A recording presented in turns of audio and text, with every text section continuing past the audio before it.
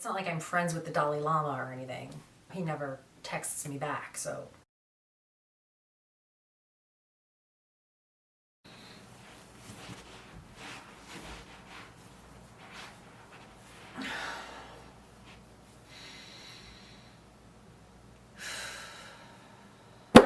Meditation. So many people want to do it, so many people struggle to do it, and if you're a fidgety person like me, the idea of sitting down for 20 minutes with your eyes closed, being perfectly still, is maybe a little horrifying. How about I talk to the lens and not to myself? So if you're somebody who finds yourself dreading meditation, even though you've read all of the studies that talk about how good it is for you, and you recognize that it's something you probably need, then this video is for you. Once you're living in Los Angeles, I mean, you could easily just walk into a coffee shop and accidentally stumble into a meditation retreat, so it's sort of around you all the time. As such, I have picked up a number of tips and techniques that have helped me to not only meditate, but meditate more effectively, and dare I say, in a more fun way. Is meditation supposed to be fun? And to that I say, why not? Why not make anything much more fun? I mean, I have this fun little pen here, this little tassel pen, and you know what? When I am writing down my feelings of hopelessness in my journal, yes, this little tassel pen makes it that much more fun. So first off, I think a lot of people have these ideas of how they are supposed to meditate and how that is supposed to look. And one of the things I want to say right out of the gate is just get rid of all of that. You're not required to sit in a certain position. You're not even required to close your eyes, which was actually something quite eye-opening when I went to a guided meditation at the Hammer Museum, and the instructor said close your eyes or leave them open if you feel comfortable. And I realized that I tend to prefer keeping my eyes open, or I'd say having the option to do so. So I might have my eyes open, focused on an object in the room, and then I might close my eyes, focus on my breath, and then naturally kind of reopen my eyes. If I can keep my eyes open and focus on an object in my environment, I find it way easier to breathe. And that specific technique of looking at an object or focusing on something, like your breath, is known as using an anchor. I used to go into my recliner in the living room, and when I would sit in it, there was a light switch that was directly in my range of vision, and I would use that light switch to help me focus on my breath. So on the shorter end of the light switch over at the top, I would take a few breaths and imagine my breath sort of filling out that part of the light switch. And then as my breaths became longer and deeper, I would then imagine them kind of filling out the longer side part of the light switch.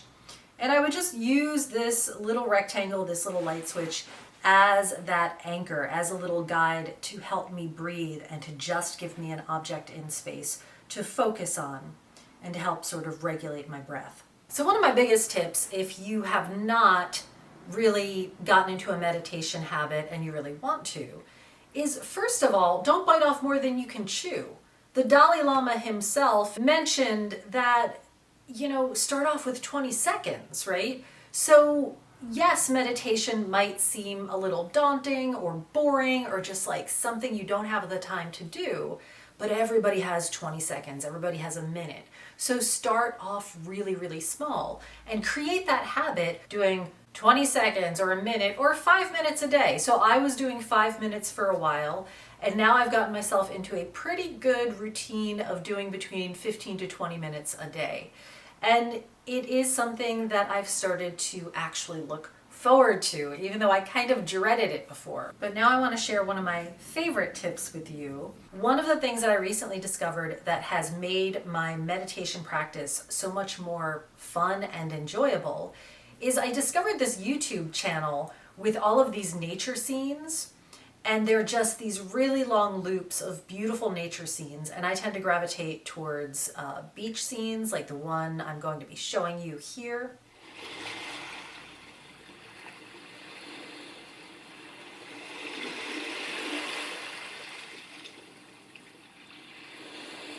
And I'll just put that on my desktop computer and expand it so that it takes up the whole screen. And sometimes I'll just stare at that scene and focus and breathe and really, really envision being in that scene, being on that beach. And it is just so calming and so relaxing to listen to those waves gently lapping at the shore and watching those palm trees blow in the breeze and looking at that distant island.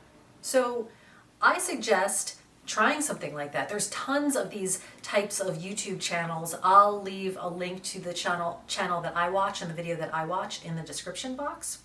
But if you prefer a field of flowers or if you prefer a mountain stream, they have those. So you could probably find something that is appealing to you and relaxes you. So I highly recommend you try that if you find meditation boring or nerve-wracking or challenging.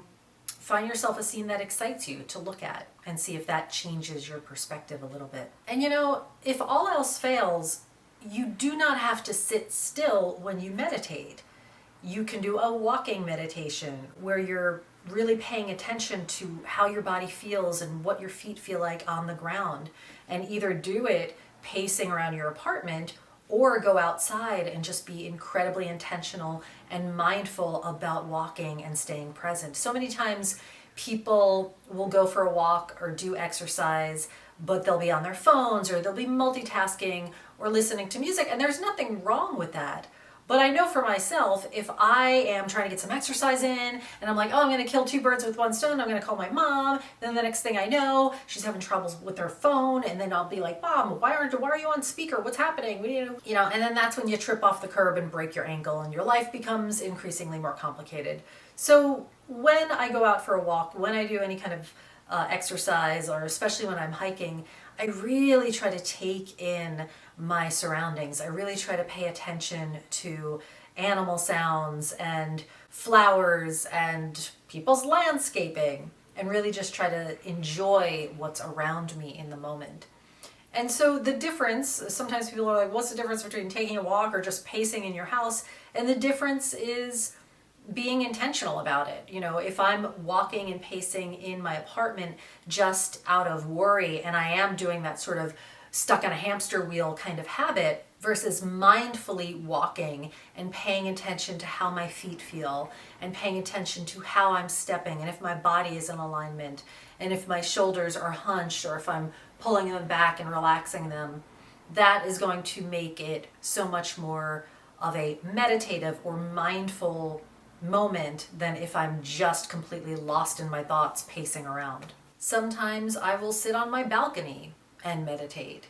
And it doesn't mean that I'm only staring at one thing. It doesn't mean that I'm completely focused on the breath, the whole time. Sometimes I am taking it in. I'm paying attention to people walking in the street. But I keep bringing it back to the calming breath. I keep checking in and making sure that my mind isn't racing down some path of worry or frustration or phantom arguments, which has really been an issue for me lately. But I do absolutely believe in and have experienced the benefits of meditation. When I am doing a regular meditation habit, I seem to be able to focus more on my tasks when I'm doing them. I feel more organized in my thinking. Things get done. So it's a little bit of a catch-22. You feel like you don't have the time to meditate and your mind is spinning and you're on that hamster wheel of worry and thinking about all of the different things that you have to do. But when you're on that hamster wheel, chances are you can't actually get things done, at least not in an efficient manner, where you're not tripping over yourself and spilling things and forgetting where you put your glasses and your keys.